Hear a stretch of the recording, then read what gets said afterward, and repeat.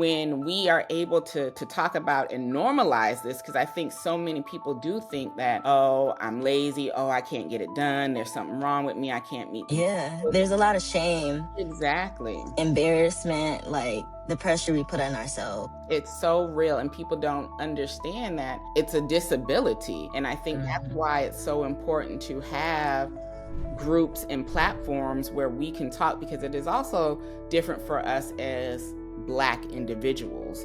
Yes. With what we have to meet in terms of social standards.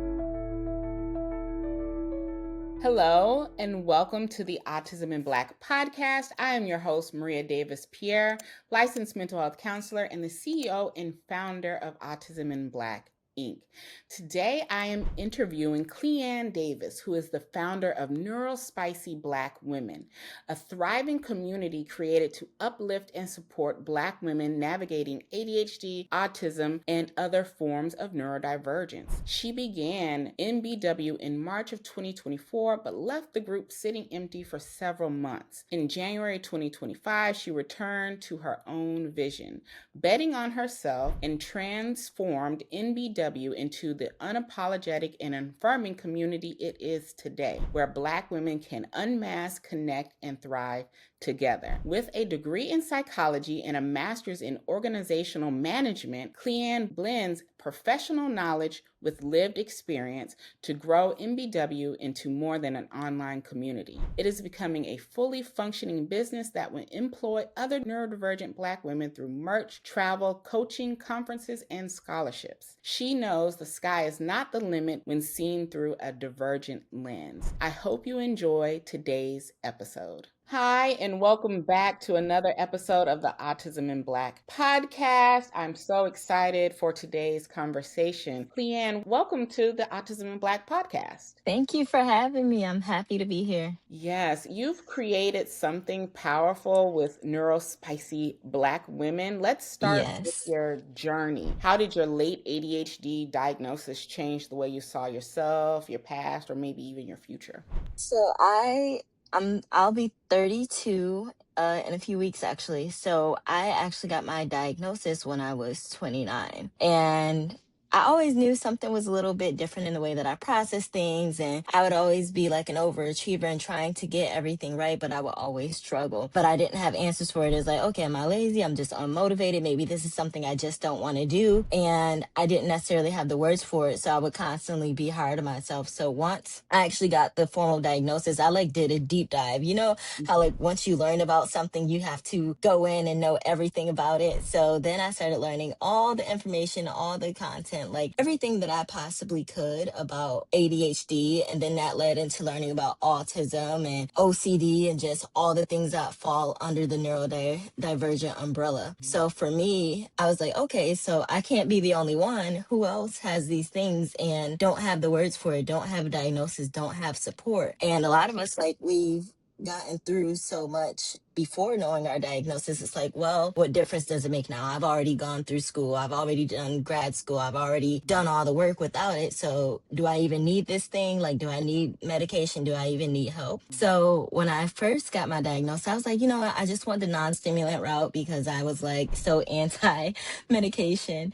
So I just I don't know if I want to try that. Just give me the non-stimulant. And they gave me Strattera. And the first time I took it, it felt like they gave me a horse tranquilizer. It knocked me out for the day. I just did not like how it made my body feel. And, everyone has a different experience. So this isn't against the medication. But I was like, okay, you know what? Let me just see what it's about and try something different. So I tried Adderall. And when I say it was night and day, I literally cried the first time I took Adderall because I was like, wait a minute. This is different. My brain doesn't feel crowded. It's just, I couldn't even explain it. It just was this sense of relief and overwhelm of I could have been experiencing this the whole time had I known. So it comes with that grief, of not knowing in the past. So moving forward, I was like, okay, there's so many other people that could possibly relate. And that's when I created Neurospicy Black Women. But the funny part is, I did not grow the group for over a year because right after I created it, maybe 2 or 3 months later, I didn't market it. And then I was just scrolling on Facebook. You know how Facebook recommends all these things? It showed me another group that was very similar. So I was like, oh, this already exists. I don't have to do it. Great. So I ended up in that group very active, and I always had all these grand ideas and things that I wanted to do, but everyone else was like, no, or no, I don't think we want to do that. And I just kept getting like, no, no, no, no, no. And it was like, okay, God, like, what are you telling me? So I was like, you know what? I'm just going to do my own thing. I reactivated the group because it was still sitting there, just empty. So in January, I reactivated it, and it just started growing like wildfire. Like I went from less than 100 people in January till I just hit 7.1 thousand Wow. See, like this week, like literally yesterday. So yeah, I hope I answered your question because ADHD. now listen, we be on the same path. I got my ADHD diagnosis at 19, and at that, I didn't know anything about neurodivergence, nothing about ADHD, and I didn't even really. I was like, okay, whatever. And then at 37, when COVID was happening, I went to finally get on meds because I was like, oh, stuff's going on out here. I can't even regulate myself. Um, Right. and ended up getting, for those who know my story, ended up coming out with the meds and an autism diagnosis as well. Yes. But that was my first time having meds with my ADHD diagnosis. And I started on Vyvanse. And when I first started, I was like, oh, my brain is quiet. Like people ain't, first of all, I didn't even know people's brains were quiet until talking to my husband. He was like, Yes. I was like, no, there's already always somebody talking to me up in here. Like it's never sleeping. It's always something going on in here. He's like, no, that I don't have that. I was like, people don't have that inner dialogue. So that was the first time it was like, oh, I see what this man means. Like this is quite nice. Um, and then just last month, I actually had to have a medication change because the Vyvanse was starting to do weird things to me, and now I'm on Hmm. Adderall, and I'm like, oh, this is real different now. This is nice. Where has this been? Like, I'm not having that crash at the end of the day. I'm not having the insomnia. I'm able to eat at something because with the Vyvanse, I could go a whole day and not even think about a food. Yeah. Um, Yeah. so the meds to me, I'm like, oh, this is exactly what I need. And I don't take my meds every day. I take them when I have to do. Like today, I'm medicated, so you can see the difference. But I'm always like, if I'm unmedicated, my ADHD is stomping out my autism on a daily basis. The executive Yeah. and people really don't understand the disability that is ADHD. Like today, I had to call my husband because I think I took my ADHD meds twice because I think I had forgot if I took it. And by the time I swallowed, I said, "Oh, that felt familiar. I might have already taken this today." But like people really don't understand the forgetfulness, the things that happen. I was like, "Do I need to Yes. go get my stomach pumped?" And lucky You thing just about be having extra hype today. exactly. Lucky thing about having a husband for a physician as a husband. He was like, "No, you're just it's just gonna be a wild day today." I was like, "Okay, well, I'll take that as such." But it's truly a disability, and being Yes. diagnosed with that is just there's so many ebbs and flows. But I know you've talking about it giving you clarity. What are some of the signs or the moments in your life that now make sense in that hindsight? I would say like just growing up being a sleepy girl or always wanting to do things well, not even wanting to do things last minute, but it's kind of like we get our best work done either at night or right before the deadline. And Mhm. I've always had that. And even at like not five, maybe 8, 9, 10, I was always a night owl, like up at night, sleep during the day. And I'm like, I don't know what that's all about. And I thought, maybe I would grow out of it. Like eventually I'll become a morning person. And to this day, like I be fighting for my life in the morning. It's just never been my thing. And then also like realizing the connection that it has with depression Mhm. and just different ways that it affects our bodies because we naturally have lower sources of dopamine when we're ADHD. And I didn't know that. So I would just go through these lows, very low lows, and then very high highs. And just being able to see like oh, that wasn't something that I had to deal with. Like that there was something off, and then not having the words, not having the voice, and not being able to explain it. Because when you're high functioning and when you produce, like it's like, oh, you were a straight A student, or you got these things, and no one sees you. No one sees that you need help because you're still doing all the things regardless of how it is on my end, where it's like, well, I'm waiting to the last minute, I'm stressed, like I'm not getting enough sleep, I'm burned out, and nobody sees that. They just see the end result.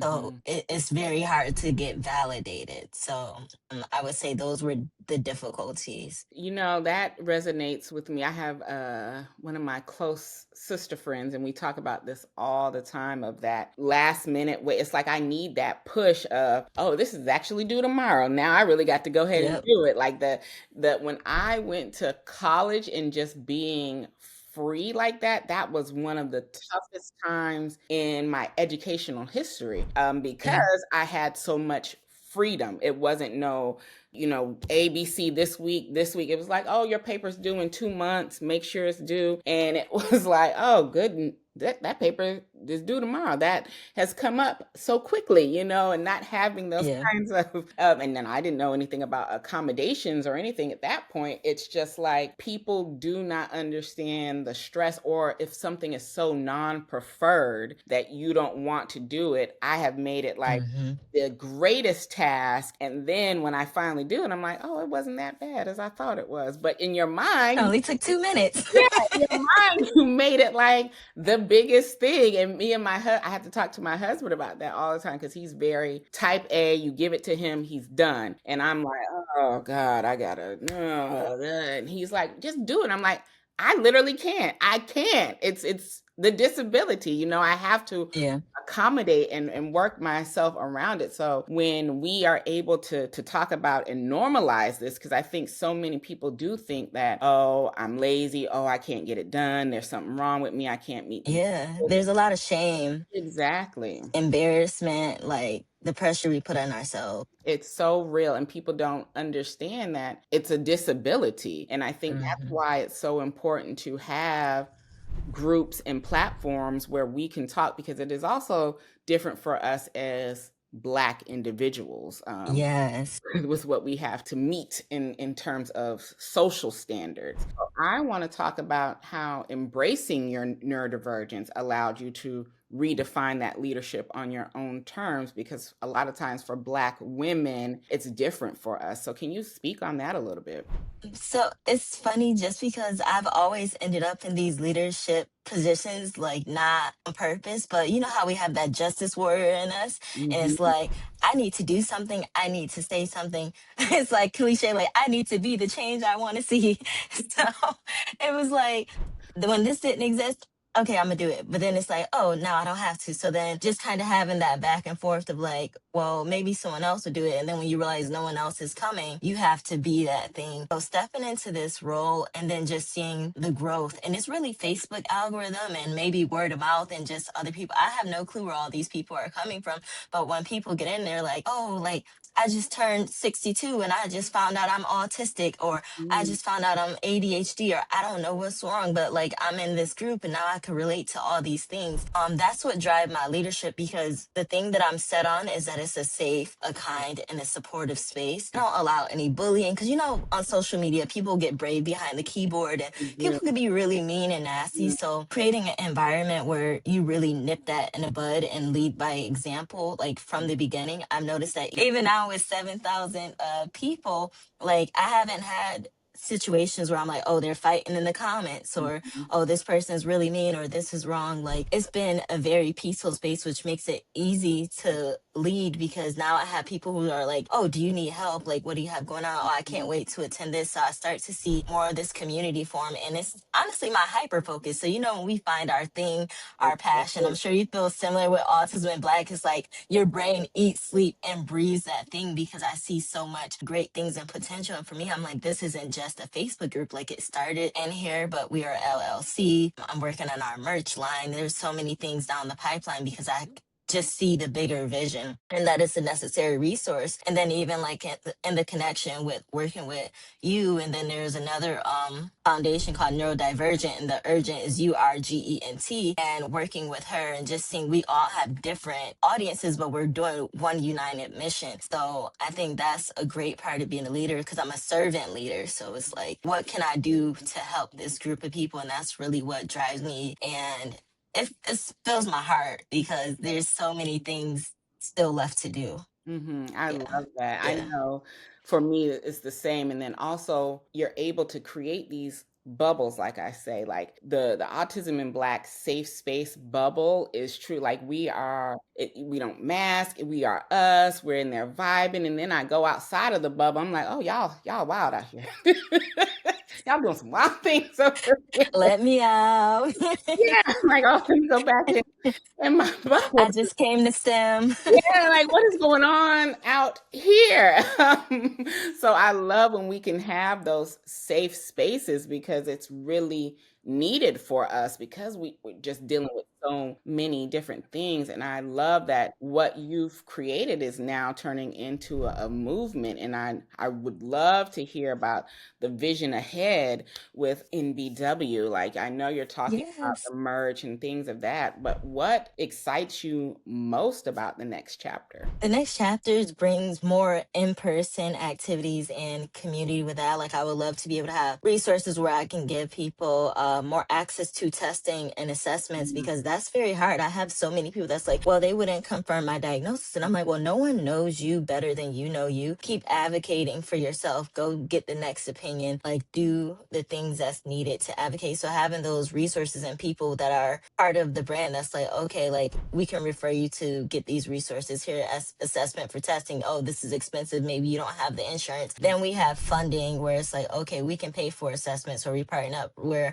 there's a steeply discounted or even a way where we can do assessments for free for those who need it to get the resources. I see that down the pipeline. I see travel and conferences. I've already done women's retreats and glamping trips. So I have a trip in December called Glamping with the Girls. This is my second year doing it. And it's funny because last year it wasn't specific to neurodivergent women, but low key, everybody there was neurodivergent. So it's like we kind of just attracted, and then we realized, wow. And it was like the most beautiful experience of us just being able to, communicate with each other and have that safe space and share our stories, not even knowing like what it would become. So we have it again in December, and I want to be able to have like cruises and different experiences where we feel safe traveling. And it's like, okay, like if you need a sensory safe room, we can make that happen. And if you don't want loud music, then we can have that happen. Like, those silent headphone parties and things like that. So bringing those type of activities and community where we can just be ourselves. So it's like the educational part where we're changing the view on neurodivergence. And then also it's a sensitivity piece, because everything is a spectrum. So ADHD is a spectrum the same way that autism is, and we all experience it differently. So being sensitive to that, where we got one end of the spectrum, like, I can't wait to get a cure. This is horrible. Like, this making my life live in hell. My kid has all these difficulties. They can't live alone. They can't do this. And then we have the high functioning end where it's like, my brain is so creative. I mastered this thing. Like, yes, I'm struggling, but like, this is amazing. This is my superpower. And it's like being sensitive to both ends of those things, because they're both valid, even though they're so different, and we need one to see the other. So I see more education down the line, and just, I don't know, it's like a million things, like vlogs and doing more things like this, being able to talk to you. I'm like, girl, we gonna be on the Jennifer Hudson show one day. That's what I see. Like, That's what I so we gonna speak it. We gonna be walking down that spirit tunnel. So just seeing Mm, like all the amazing things, and knowing that like even on the body double Zoom, I can guarantee like right now there's probably 5 or 6 people in there at any given time, and they're forming that community. Like I could click the link at 4 a.m. There's gonna be people in there, like whether they're napping or chatting, or we got the night shift people, and during the day there's people, and it's just so wild because people are really embracing this. mm. I love that. I know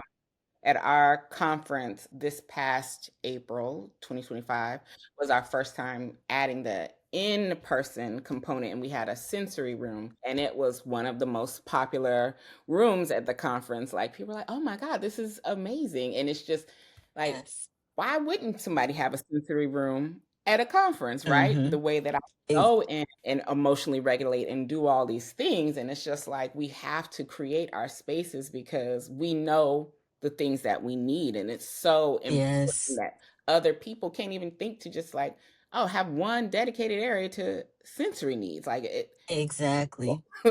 so I'm excited, and I definitely, I'm not a glamping type of girl, but I know other people who are, and I'll definitely share that with the other. Yeah, I'll share the link. Love It's to. fun because it's fancy. Like I stayed in the cabin the whole time last year, and it was just a good time.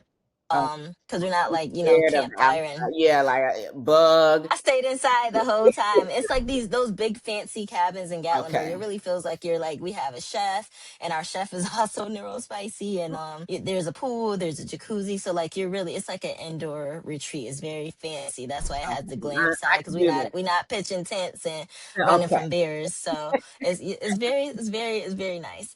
Yeah, I can Um, do that because I'll be a yes, bug to scare me, a lizard. yes, Ugh, no, but I can do that. I can do the glamping, that yes, part of glamping. So let us know so we can yes, definitely share that with our yes. audience.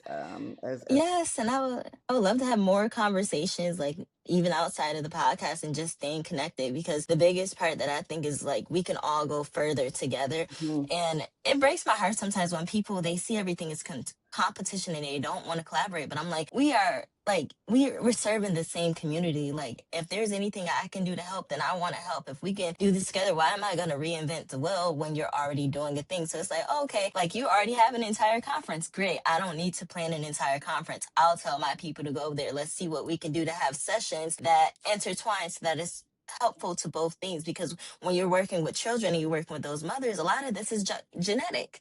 So it's like, Mhm. yeah, we're serving our neurospicy children, but what about us? And then, maybe even our parents, and just seeing different things. Cause now I have people that are like, well, my granddad did eat the same meal every day for 10 years, like until he died. It's like, well, yeah, grandpa was probably on the Okay. spectrum and nobody knew. So I just get so excited about the people who want to do it, who see the bigger vision and understand like how powerful we are. Cause I'm like, there's doctors, there's nurses, there's therapists. Like, there's so many amazing people within these communities that there's no reason for us to not be able to get what we need. Exactly. I'm collaboration over competition any and every day. That's why I love to see when other people are doing for our community specifically. And anytime I see it, Mhm. I'm like, okay, well, that's where we got to go support y'all. Because, for us, Yes. the funding is limited, the support from bigger businesses and organizations is limited when it comes to us. So we are really having to come together as community and build and lift each other up because there's who Yes. don't want to invest in us, and we need to keep our community growing because there are so many people who need what we are serving. So I love you have these events that we're now gonna be glamping, y'all. We're gonna be glamping now, y'all. Yes. So Glamping, we could do definitely, cruises, we could do resorts, wherever y'all want to go, we gonna make it we happen. doing So it. I We would love doing to the retreat. discuss more of that with you as well. We get a chance. We friends now. Yes, Like I felt it. yes, I feel the energy. We got the glasses. We got the locks. We right here. Okay. we a community now, and I love that. As we wrap up, I want to ask you, what do you want other Black women listening who are still figuring out their diagnosis or sitting on a vision to hear from your story? I would say I want them to hear, keep like don't allow whatever obstacles get in the way, whether it seems like, oh well, someone's already doing this, or I can't do it because I can't Mm, focus, or any of that negative self-talk. Just go for it, because you're not gonna know unless you do it. And even if it doesn't happen overnight, like no clue that this group was going to grow in the way that it did, because the whole first few months I'm like, I never posted it on my page because at the time I wasn't unmasking on my page. mm, No one on my like group, because people from church and high school and all these people, Facebook is like the whole tie of your entire life for the last almost 2 decades. Facebook has been around, so it's like these people don't know me anymore, so it just felt uncomfortable. So then it's like, okay, once I created this community, it was, I don't even think I have 50 mutual friends in there of those 7,000 people. These are people that I do not know, that I understand, that feel like I knew them since diapers or something because we all just connect. So I would say just do the thing, bet on you, and don't be afraid to bet on you. I love that. Listen, bet on you. And I think that's one of the things with being neurodivergent and having that justice lens. It's like we are driven to create these spaces. So you're right. Do the thing and don't let anyone discourage you from that, because you also don't have to do the thing in the manner that they want you to. Do it how you need to do it for you. So thank you for those wise words. And I know the people are going to be wanting to find you and how they can get in this group. And we are going to have these links in the show notes, Yes. but let us know where that they can go to get into the group to connect with you as well. Yes. Neurospicy Black Women. If you search us on Facebook, we also have our public page, which is Neurospicy Black Women LLC. So if you follow that, and then you go on the page, it'll click take me to the group, and you can click that and do the request. There's a few membership questions because it confirms that, of course, you're a Black woman and that you identify as neurodivergent or you're still figuring out, because self-diagnosis is extremely valid due to how difficult it is to get a diagnosis. We're working on our website, so just different things, and you should be able to see us because I think it's the only Neurospicy Black Women on Facebook. And then we have Instagram, Neurospicy Black Women, trying to get into the TikTok. Get some more things over there, but all the social medias we're on there, and the website is the same as well. Perfect. And we'll have all of that in our show notes as well. CleAnn, thank you so much for coming on the Autism in Black podcast, for sharing yourself, for being vulnerable, and sharing your resources. We truly thank you. Yes, I'm happy to be here. I'll come back anytime. I really appreciate this conversation and the opportunity. And I want to give you your flowers for creating the space that you have as well, and just continuing to grow it and be that voice. So Thank it's, I am just so happy, and it's a pleasure meeting you and being able to. Thank you. And y'all heard her say she's coming back, so we got it on tape. So we're Yes. gonna hold you to that. But thank you so much, and thank you all for listening to another episode of the Autism in Black podcast. And we will catch you on the next episode. Thank you.